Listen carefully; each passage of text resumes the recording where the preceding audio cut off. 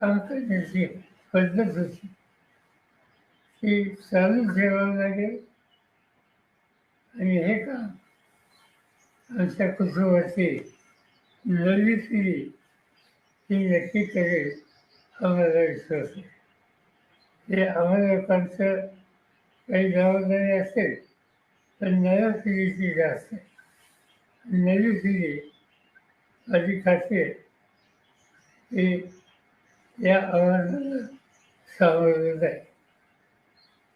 साहेब, तुम्ही जसं म्हणलात की या सगळ्या गोष्टी पुढे घेऊन जाऊन नव्या पिढीला काम करावं लागेल, पण आता जाऊन अजून 48 तास 72 तास सुद्धा उलटले नसले तरी सुद्धा त्यांच्या पदाबाबत किंवा त्यांच्या सगळ्या एकंदरीत धोरणाबाबत चर्चा होऊ लागल्या आहेत, मुंबईत बैठका होत आहेत. याकडे तुम्ही कसं बघताय की या सगळ्या गोष्टीला घाई होतीये का, किमान काही अवधी त्या गोष्टीला जाणं अपेक्षित आहे? सांगितल्या विषयाची आणि चर्चा करायची ही चर्चा इथं झाली ही चर्चा मी वाचतोय ती वाचतोय ती मुंबईच आहे. शिव कबूल पटेल शिव तटकरे हे पक्षाचे प्रमुख आहेत, तो त्यांचा अधिकार आहे. त्यांना त्याच्यामध्ये प्राधान्याने काय करावं हे त्यांनी ठरवलेले दिसत आहे. त्याच्या आम्ही तुम्ही भाष्य करणार नाही.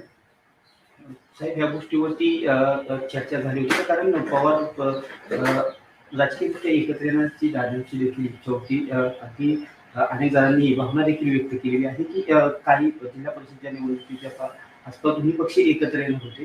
काय अशी चर्चा झाली? असं आहे की जिल्हा परिषदेच्या निवडणुका असं सुरू आहे त्याची सगळी जबाबदारी अजित होईल. मी स्वतःचं कधी जाती नाही या निवडणुकीत. मला त्यांनी रीड केलं असं काय करणार तिच्या कामाला लागेल तर मध्येच हा अपघात झाला.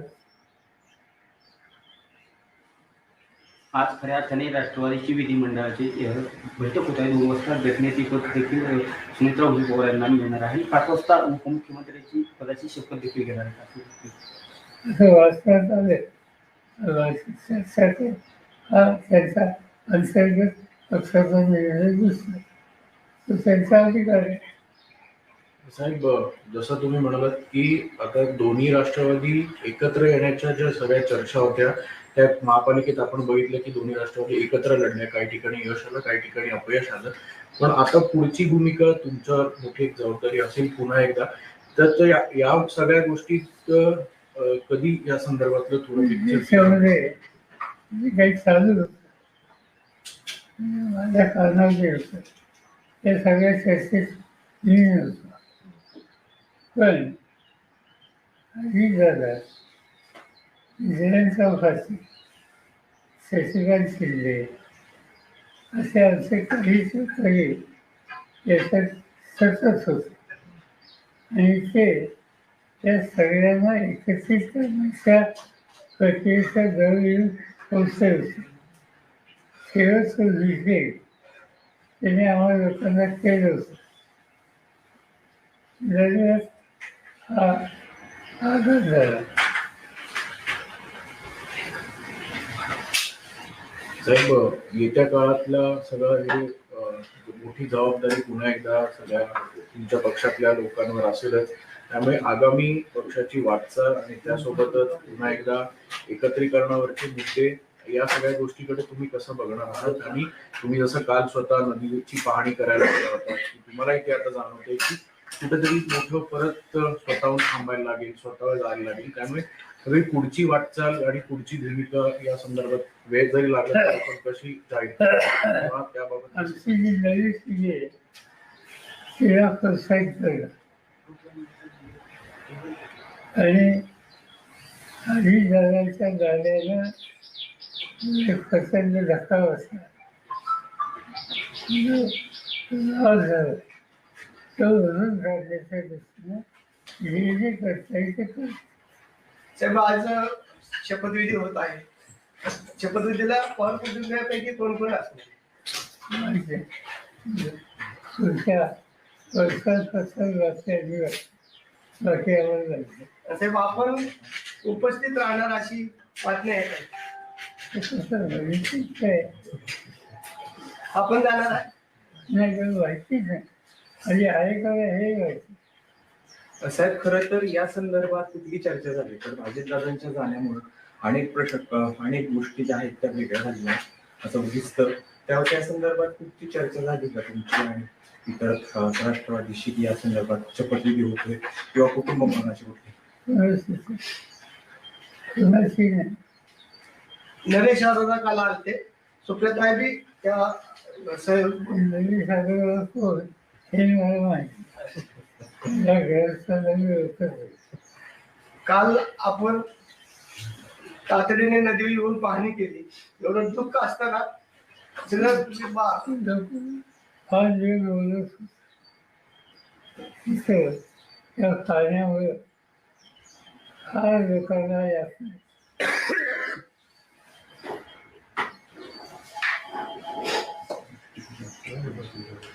सर हिंदी में एक बार हिंदी में बता दीजिए सर। आज सुनेत्रा पवार शपथ लेने वाली है, क्या आपको इस बात की जानकारी है? नहीं तय किया होगा तो उनके पार्टी ने तय किया होगा।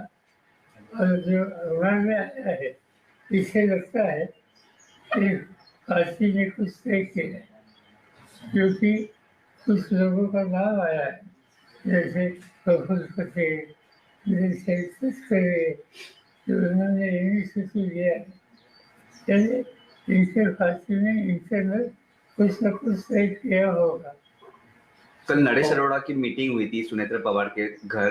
जानते नहीं, आप जो नाम लेते हैं मैं उनको जानता हूं। साहेब अनेक नेत्यांचं मत असं आहे की दोन्ही राष्ट्रवादीत एक हवं आणि दोन्ही राष्ट्रवादी एकत्र आले तर हा गाडा पुढे जाईल. असं आहे, दोन्ही राष्ट्रवादी एकत्र यावं याच्यावर गेली 4 महिने पक्षाची चर्चा चालू होती. आणि ती चर्चा त्याचं नेतृत्व अजित पवार, जयंत पाटील यांच्याकडे होतं.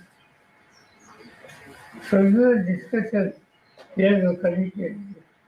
दुर्दैवानं त्या अपघातामुळे याला खंड पडेल असं चित्र दिसतं. काल साहेब खऱ्या अर्थाने तटकरे साहेब असतील किंवा भुजबळ साहेब असतील यांनी जी मुंबईमध्ये चर्चा केली याची कल्पना कुणाला देण्यात आली होती का? कारण मला माहिती मी वाचलं सकाळी. सर आपके परिवार की आपकी बहू महाराष्ट्र की पहली महिला उप मुख्यमंत्री बनेगी। हालांकि अवसर बहुत शुभ नहीं है, पर आप ही की परिवार एक तरीके से ये माइलस्टोन सेट कर रहा है। As a member of the family, what do you think about it?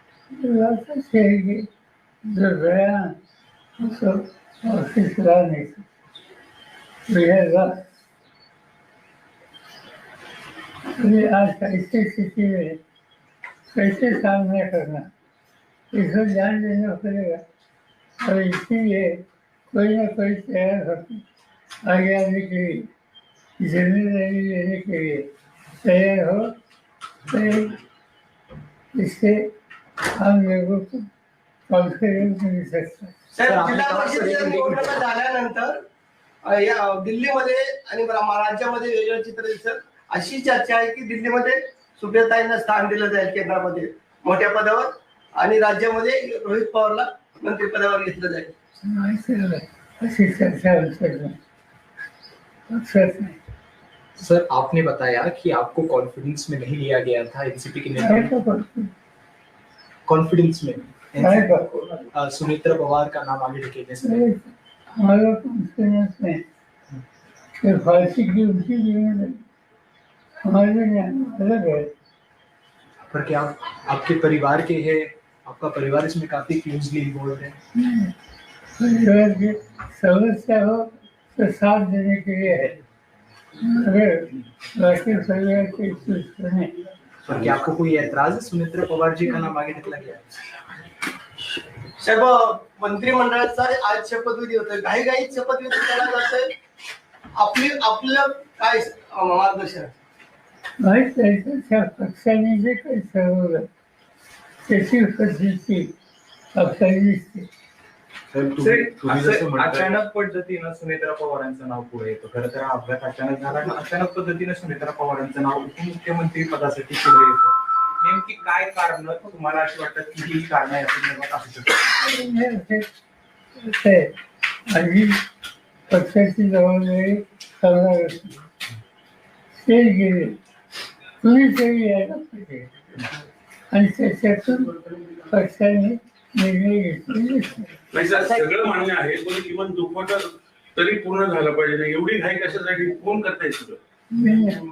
साहेब जयंत म्हणजे पाटील प्रफुल्ल पटेल हे सगळं भाजपच्या सांगण्यावरनं करतात असं एक जयंत पाटील आणि दादांची या सूर समोर येतोय. चर्चा सुरू होती, परंतु आता जी राज्यातील घटना परिस्थिती घडत आहे यावरती कुणीही भाष्य करायचं नाही. परंतु शशिकांत शिंदे वेळोवेळी सांगतायत की आम्ही एकत्र येऊन हा निर्णय घेतला होता, परंतु आता जे निर्णय होतात तर काय कसं पाहताय निर्णय?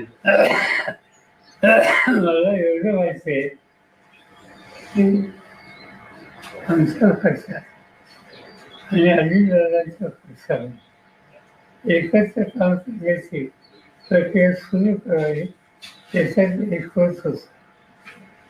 सिरीज ऑफ मिटिंग आणि निर्णय आत्ता जाहीर करायचा होता 12 तारखेला आणि ही तारीख आधीची दिलेली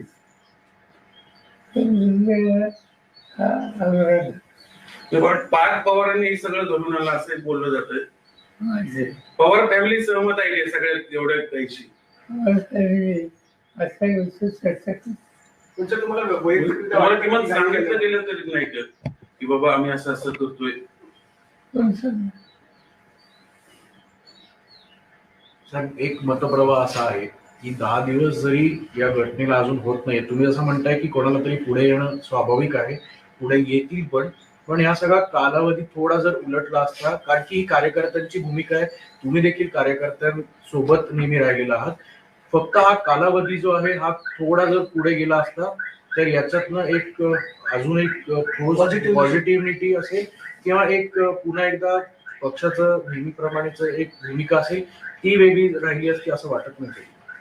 आणि मी तुला स्वच्छ सांगितलं की आमच्या पक्षामध्ये दोन्ही पक्षामध्ये सुसंवाद राहावा यासाठी काँग्रेससाठी चर्चा सुरू होती आणि ती चर्चा पॉझिटिव्ह डिरेक्शनली होती. अनफॉर्च्युनेटली या इन्सिडेंटवर त्याला धक्का बसला. सगळं process पुढं आणखी प्रोसेस अशाच पद्धतीने सुरू राहील असं तुम्हाला आता सध्या परिस्थितीला वाटतं? माहिती कधी त्याच्यात नाही.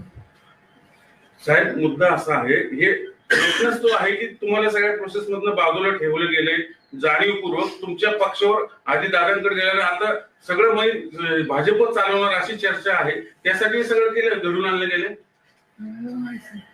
चर्चा तुमच्या मनात आहे, आमच्या मग आता हे कशासाठी एवढी घाई कशासाठी? मला काय विचार पवार साहब, सुनेत्रा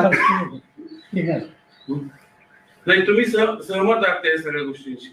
नाही, काही चर्चा नाही, प्रस्तावच नाही. मग आता दोन्ही राष्ट्रवादी दादांची इच्छा होती, दादांची इच्छा होती ती खुली हवी ही आमची इच्छा आहे. पण आता त्यांची दिसत नाही हे सगळं झालंय त्याच्यावरून असं दिसत. असं काही सांगता येत नाही. एकदम सांगतो साहेब एकंदरीत हा जी परवा झालेली घटना संपूर्ण राज्याला नाही तर देशाला चटका लावून जाणारी आहे. असे अपघात वारंवार घडले, परंतु बारामतीच्याच ठिकाणी हा दुर्दैवी अपघात घडावा याची तांत्रिक मूल्य काय असावे?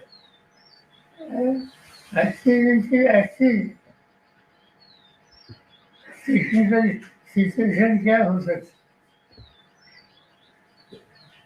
साहेब गेल्या ज्या दिवसापासून हा अपघात घडला आहे त्या दिवसापासून समाज माध्यम असतील किंवा अनेक नेते मंडळी सुद्धा असतील किंवा अनेक जण असतील ते या संपूर्ण घटनेकडे एक वेगळ्या नजरेने बघतायत. काही जणांचं असं म्हणणं आहे की काही फाऊल प्ले सुद्धा या गोष्टीमध्ये झाला असावा. तुम्ही पहिल्याच दिवशी क्लिअर केलं होतं की हा निव्वळ अपघात आहे, पण जर तांत्रिक मूल्यांबाबत हा जरी अपघात असला तरी या चर्चा घडवणं किंवा या सगळ्या गोष्टी थांबवणं अपेक्षित कसं बघताय? सिव्हिलायझेशन डिपार्टमेंट जे आहे ते खोल्यात जातं. त्यांनी काल सीएनी चिंचोली जाहीर केली. बघूया कसं काय. दादांची आठवणी तुम्हाला कशा जागी करतात? दादांचं आपलं बोट धरून दादा पुढे आले, धावत गेले. मला तर चांगलं घेतलं. सर दादांची इच्छा होती दोन्ही पक्ष एकत्र यावेत, पण आता दादाच नाहीये. मग तिकडनं ही सगळी मंडळी कोण आता कोणाशी चर्चा करणार? ते ठरवते ना.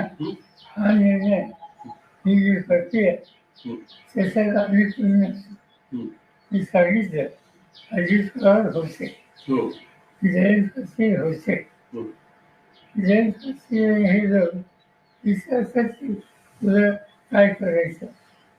तर दोन्ही राष्ट्रवादी एकत्र येऊ नये याच्यासाठी पण प्रयत्न. त्यासाठी हे सगळं घडवलं गेलं असं एक बोललं जातंय. तुमचं काय बोलणं नसतंय ते आमच्या कारणावर. जी मंडळी दोन्ही पक्ष एकत्र आल्यामुळे त्यांचं महत्व कमी होणार होतं, त्यांनी हे सगळं घडून आणलंय असं वाटतं.